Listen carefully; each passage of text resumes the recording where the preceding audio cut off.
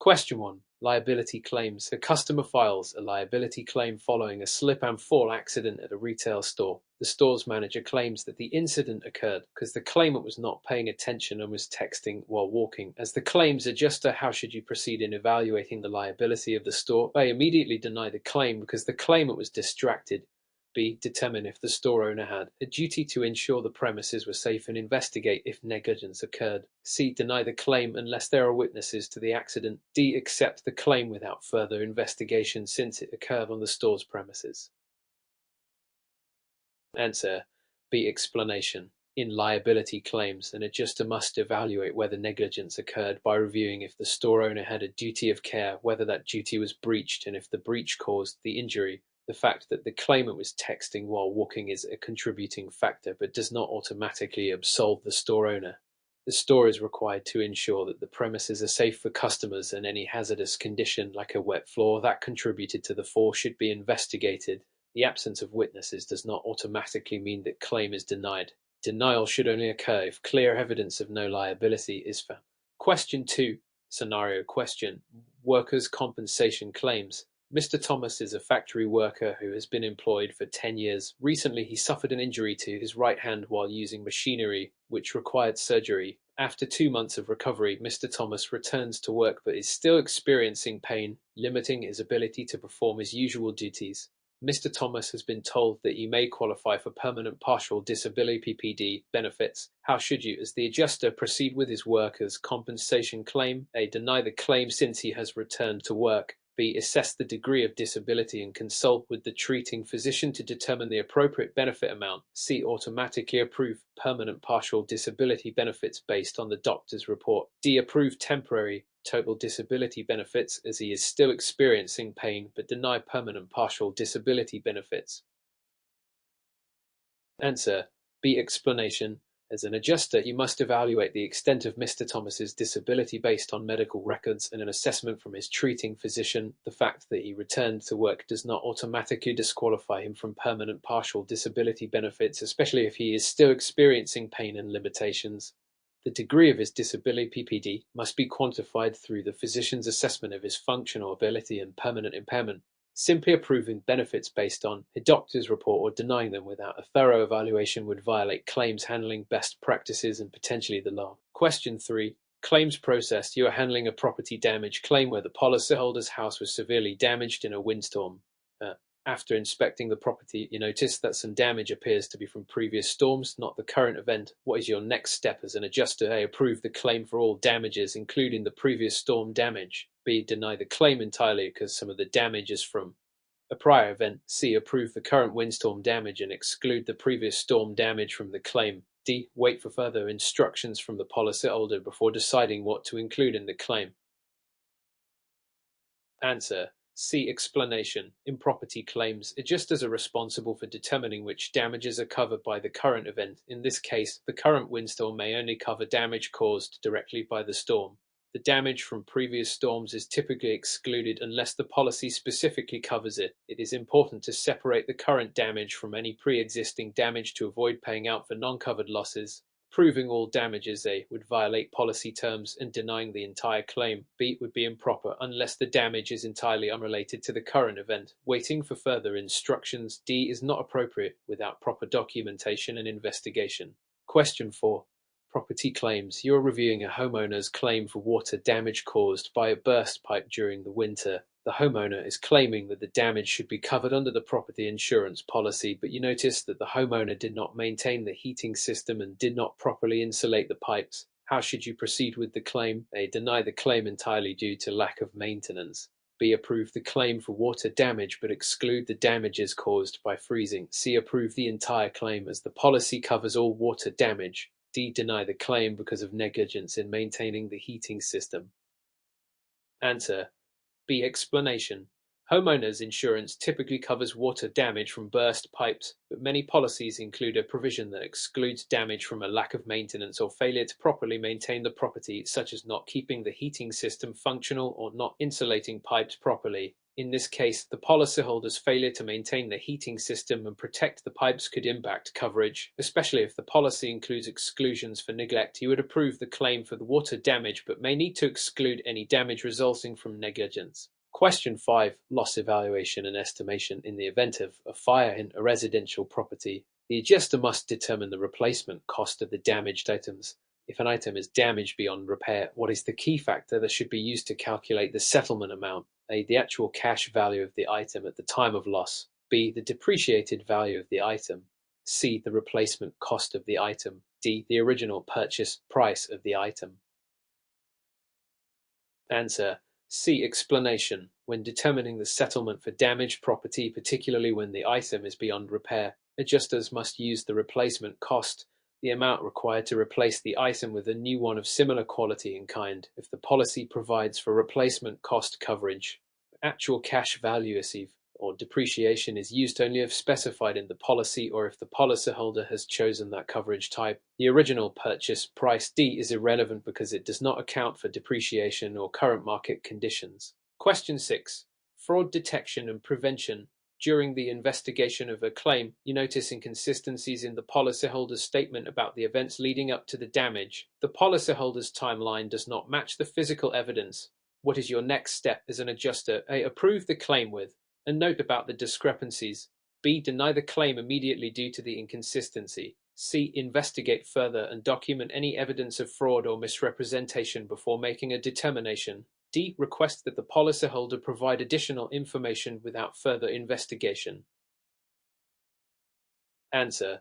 C. Explanation. As an adjuster, you are obligated to investigate any red flags or inconsistencies that could indicate potential fraud.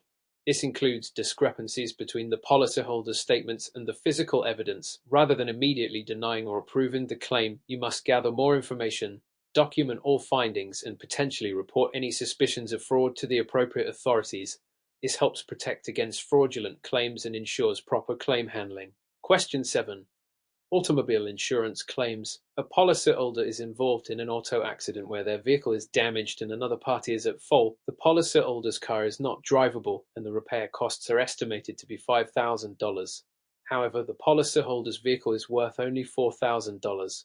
How should you proceed with the claim under the policy's collision coverage? A. Approve the $5,000 repair cost as per the policy's collision coverage. B. Deny the claim because the vehicle's repair cost exceeds its value. C. Settle the claim for the $4,000 actual cash value of the vehicle. D. Approve the claim based on the policy's total loss provisions. Answer. C. Explanation. Under most collision coverage policies, if the repair cost exceeds the actual cash value (CV) of the vehicle is considered the total loss. In this case, because the repair costs $5,000 exceed the value of the vehicle $4,000, the policyholder is entitled to a payment of the CV $4,000. Proven the $5,000 repair cost would violate the coverage terms, as the policy typically doesn't cover repairs that exceed the vehicle's value. The claim is settled for the vehicle's actual cash value rather than the repair costs. Question 8. Adjusters reporting and communication. During a claim investigation, you gather all the necessary documentation, but notice that the policyholder has made inconsistent statements regarding their damages. What should be your approach when preparing the final report for the claim? A. Omit any reference to inconsistencies in the final report to avoid upsetting the policyholder. B. Document the inconsistencies clearly in the report, explaining why they were relevant to the claim evaluation. C. Write the report in a way that defends the policyholder's statements even if they contradict the evidence. D. Approve the claim with the understanding that inconsistencies are typical in all claims. Answer. B. Explanation. The adjuster's primary responsibility is to prepare a report that accurately reflects the facts of the case. If there are inconsistencies in the policyholder's statements, they must be documented and explained in the final report. This ensures transparency in the claims process and helps avoid potential fraud or misrepresentation. Failing to document the inconsistencies, defending questionable statements, C. or approving the claim without addressing discrepancies, D. would violate ethical standards and proper claims handling procedures. Question 9. Oklahoma-specific issues in insurance adjusting. In Oklahoma, which of the following would likely require a separate endorsement under a standard homeowners insurance policy? A. Coverage for damages caused by a tornado. B. Coverage for damage from flooding. C. Coverage for windstorm damage. D. Coverage for fire damage. Answer: B. Explanation. Standard homeowners insurance policies typically exclude flooding unless a separate endorsement or policy is purchased. In Oklahoma, this is especially important due to the frequent occurrence of flooding and storms. Coverage for tornadoes A, windstorms C, and fire damage D is generally included in most standard homeowners policies, but flooding requires special consideration. Question 10. Settlement and negotiation techniques. During the negotiation of a liability claim, you find that the claimant's legal counsel is demanding a settlement amount that exceeds the policy limits. What is your best course of action as the claims adjuster? A. Immediately accept the settlement demand to avoid further complications. B. Attempt to negotiate a settlement amount that is within the policy limits and protects the insurer's interests.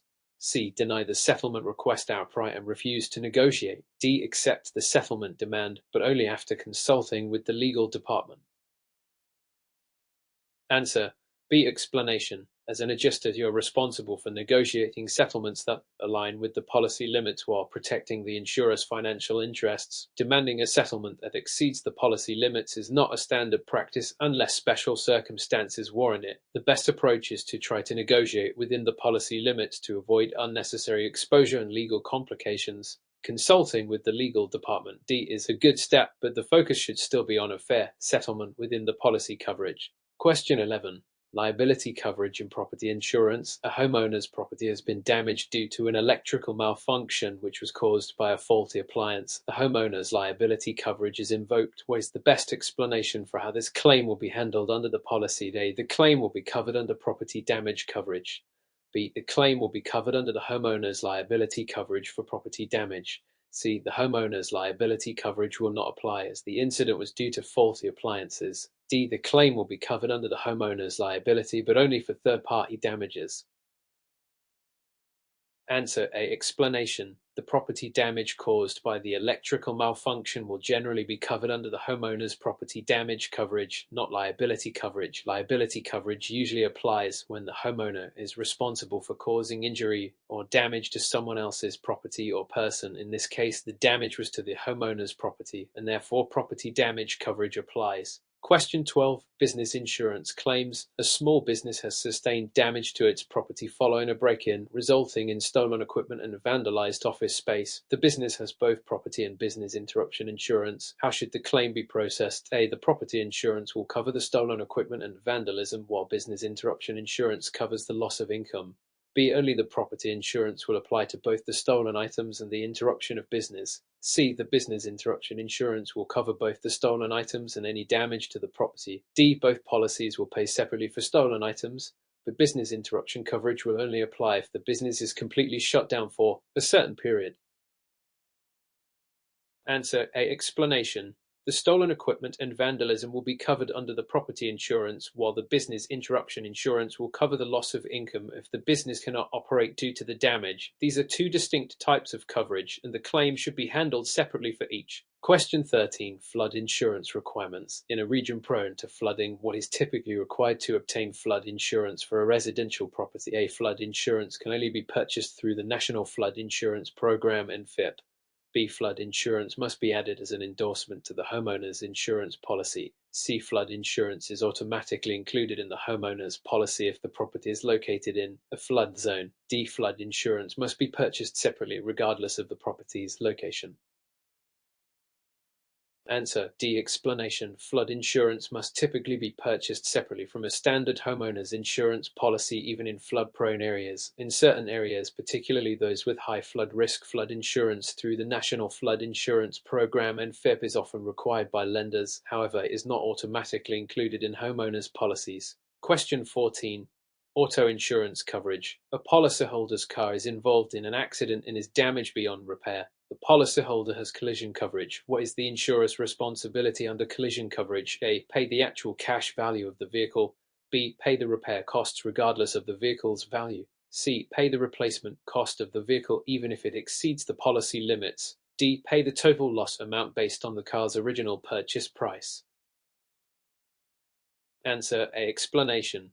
Under collision coverage, if a vehicle is totaled in an accident, the insurer will typically pay the actual cash value (SCV) of the vehicle, which counts for depreciation. This is the most common approach unless the policy has specific provisions for total loss settlements based on replacement cost or other criteria. Question 15. Insurance fraud detection. A policyholder submits a claim for damages to their home due to a fire. During the investigation, you uncover that the fire appears to have started under suspicious circumstances. What should your next step be? A. Immediately deny the claim as fraud is suspected. B. Approve the claim but inform the policyholder of the suspicion. C. Continue with the investigation. Document all findings and report the case to the appropriate authorities if necessary. D. Ask the policyholder for additional evidence to support their claim. Answer C. Explanation. If fraud is suspected, the adjuster should continue investigating and document all findings thoroughly. If the investigation uncovers enough evidence of fraud, the case should be reported to the proper authorities. It is crucial to avoid jumping to conclusions or prematurely denying the claim without completing a thorough investigation. Question 16. Umbrella insurance. The homeowner's standard liability insurance policy provides $300,000 in coverage, but they have purchased an umbrella policy that adds $1 million in coverage. If the homeowner is sued for $1,500,000 in damages, how will the umbrella insurance work? The umbrella policy will cover the full $1,500,000, and the homeowner's liability policy will not be used. B. The umbrella policy will cover $1,200,000 and the homeowner's liability will cover the first $300,000. C. The umbrella policy will cover $1,500,000 in full and the homeowner's policy will cover $300,000. D. The homeowner's liability insurance will cover the entire amount of the claim. Answer B. Explanation. The umbrella policy provides additional coverage over and above the primary liability coverage. In this case, the homeowner's primary liability coverage will cover the first $300,000 of the damages, and the umbrella policy will cover the remaining $1,200,000 up to the limit of the umbrella policy. Question 17. Insurance policy exclusions. Which of the following is most likely to be excluded from a standard homeowner's insurance policy? A. Vandalism caused by a neighbor. B. Damage to personal property from an earthquake. C. Fire damage to the home. D. Theft of personal property. Answer B. Explanation. Earthquake damage is typically excluded from standard homeowners insurance policies. If a homeowner wants coverage for earthquake damage, they must purchase a separate earthquake endorsement or policy. Vandalism A, fire damage C, and theft D are usually covered under standard policies, barring specific exclusions. Question 18. Risk assessment and policy underwriting.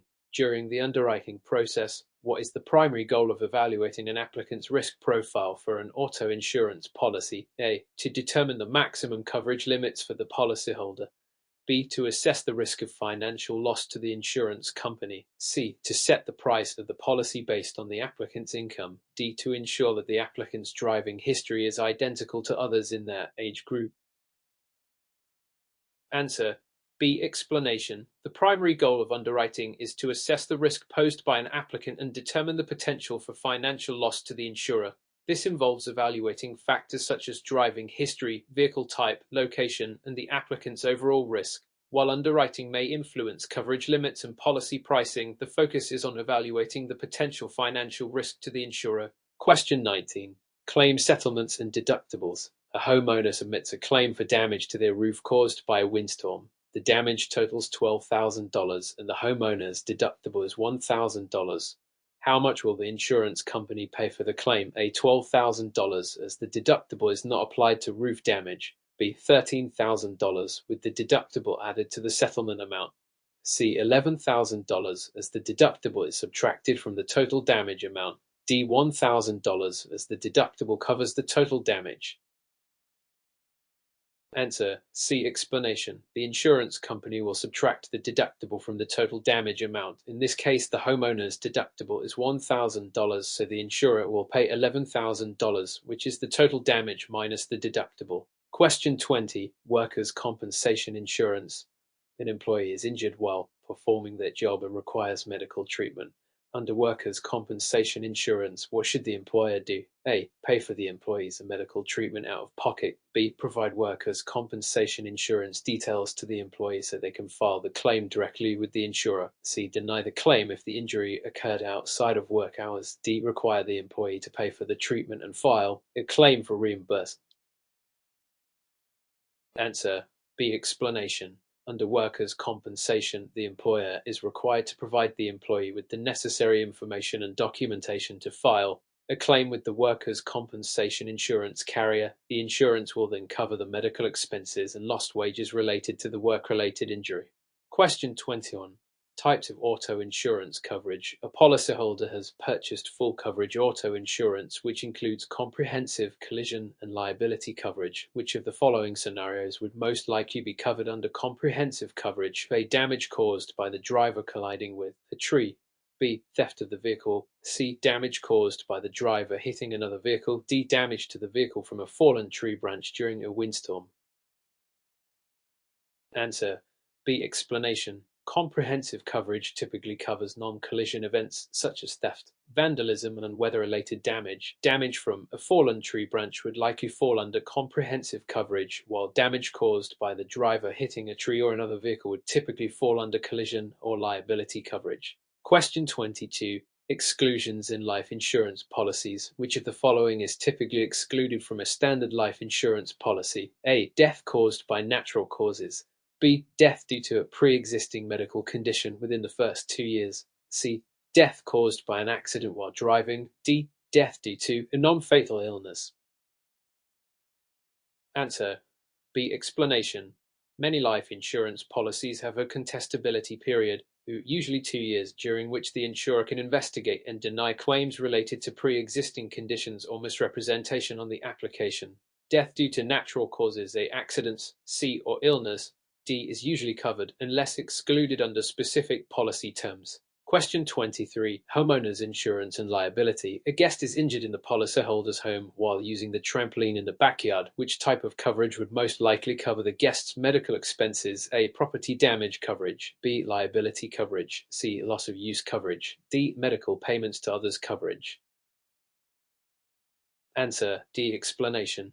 Many homeowners policies provide medical payments to others coverage, which pays for medical expenses if someone is injured on the property, regardless of who is at fault. Liability coverage, B, could also apply if the homeowner is found to be at fault, but medical payments to others is typically a separate, smaller benefit for injuries that happen on the property. Question 24. Life insurance beneficiaries. A policyholder has named their spouse as the primary beneficiary on their life insurance policy. However, the policyholder gets divorced but does not update the beneficiary designation. What happens if the policyholder dies? A. The ex-spouse will still receive the death benefit. B. The death benefit will go to the policyholder's estate. C. The policy will be void due to the divorce. D. The new spouse will automatically receive the death benefit. Answer: A. Explanation. Unless the policyholder specifically updates the beneficiary designation after divorce, the ex-spouse remains the beneficiary under most life insurance policies. The death benefit would typically go to the ex-spouse regardless of the divorce, unless state law or the policy provides a different ruling. Question 25. Underinsured motorist coverage. An insured driver is hit by another driver who only has $10,000 in liability coverage, but the insured's damages total $20,000. How would underinsured motorist coverage handle this situation? A. The insured's insurance would cover the remaining $10,000. B. The insured must pay the remaining $10,000 out of pocket. C. The underinsured motorist coverage will pay for the entire $20,000. D. The claim would be denied because the other driver's insurance is still applicable. Answer: A. Explanation. Underinsured motorist coverage kicks in when the at-fault driver's liability coverage is insufficient to cover the damages. In this case, the other driver's insurance will pay $10,000 and the underinsured motorist coverage will pay the remaining $10,000 to cover the total damages. Question 26. Claims investigation process. A homeowner files a claim after a fire damages their property. The insurance adjuster believes the fire may have been intentionally set. What is the best course of action for the adjuster to take? A. Immediately deny the claim due to suspected arson. B. Continue the investigation and report findings to law enforcement if necessary. C. Approve the claim and assume the fire was accidental. D. Suggest that the homeowner contact a lawyer to handle the claim. Answer B. Explanation. If arson is suspected, the insurance adjuster should continue investigating the claim and document all findings. If there is credible evidence of arson, the adjuster should report it to law enforcement, denying the claim outright without. A full investigation could lead to legal issues for the insurer. Question 27. Health insurance premiums. Which of the following factors most directly influences the premium for an individual's health insurance policy? A. The policyholder's occupation. B. The policyholder's age. C. The policyholder's credit score. D. The number of family members covered under the policy. Answer B. Explanation. Age is one of the primary factors that influence health insurance premiums. As individuals age, they are more likely to require medical care, which increases the cost of their health insurance. Occupation A and credit score C may have some effect, but age is the most significant factor, followed by family size D. Question 20. Insurance policy endorsements. Which of the following would likely require an endorsement rider to be added to a homeowner's insurance policy? A. Basic fire damage coverage. B. Theft of personal property. C. Coverage for an expensive art collection. D. Damage from a windstorm. Answer C. Explanation. Coverage for valuable personal property such as an art collection may require an endorsement or rider to be added to the homeowner's insurance policy. Standard policies typically have coverage limits for personal property, and expensive items may need additional coverage to ensure they are fully protected. Question 29. Property insurance exclusions. A homeowner's policy excludes coverage for damage caused by earthquakes. Which of the following actions would the homeowner need to take to ensure protection against earthquake damage? A. Purchase a separate earthquake endorsement. B. Purchase flood insurance to cover earthquake damage. C. File a claim with their current insurer as the damage is still covered. D. Purchase a new homeowner's insurance policy that includes earthquake coverage. Answer A. Explanation. Earthquake damage is typically excluded from standard homeowners insurance policies. To be covered for earthquake-related losses, the homeowner would need to purchase a separate earthquake endorsement or policy. Question 30. Auto insurance and uninsured motorist coverage. A policyholder is injured in an accident with a driver who does not have insurance. What will typically happen if the policyholder has uninsured motorist coverage? A. The policyholder's own insurance will cover the medical costs and damages. B. The policyholder must file a lawsuit against the at-fault driver. C. The uninsured motorist coverage will be used only for property damage. D. The policyholder must pay for all medical expenses out of pocket. Answer A. Explanation. Uninsured motorist coverage is designed to cover the policyholder's medical costs and damages if they are involved in an accident with a driver who lacks insurance. This coverage typically applies to both medical expenses and property damage.